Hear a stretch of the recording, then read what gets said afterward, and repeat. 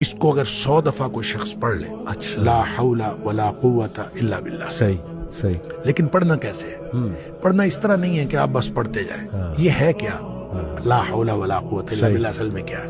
हौल का माना भी कुव्वत है और कुव्वत का माना भी कुव्वत है। ला हौला वला कुव्वत, यूं कह लीजिए ना कोई इज्तिमाई ताकत, ना कोई इनफिरादी ताकत, इल्ला बिल्लाह, सिवाय अल्लाह के। या ना गुनाह छोड़ने की ताकत, ना नेकी करने की ताकत, सही। इल्ला बिल्लाह। यानी या तो एक को पॉजिटिव बना ले, एक को नेगेटिव बना ले, या एक को इज्तिमाई या एक को इनफिरादी। सही। अब अल्लाह के सामने इसको अपना मसला समझ के ना, अपना जो भी मसला है वो सोचे, सही। और सोच के अपने अल्लाह के सुपुर्द कर दे। या अल्लाह, मेरी तो कोई ताकत नहीं, ना इनफिरादी ना इज्तिमाई, इल्ला बिल्लाह। हाँ, तू अता फरमाए ताकत तो हो सकती है। यूं मैं इसको कहता हूं, ये बेबसी का कलमा है। बेबस आदमी अपने अल्लाह के सामने बेबसी का इजहार करे इस कलमे के जरिए। सही सही।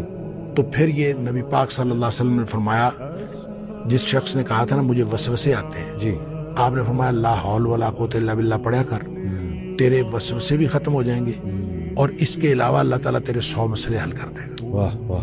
आप अंदाजा करें, एक शख्स के 100 मसले होते नहीं है।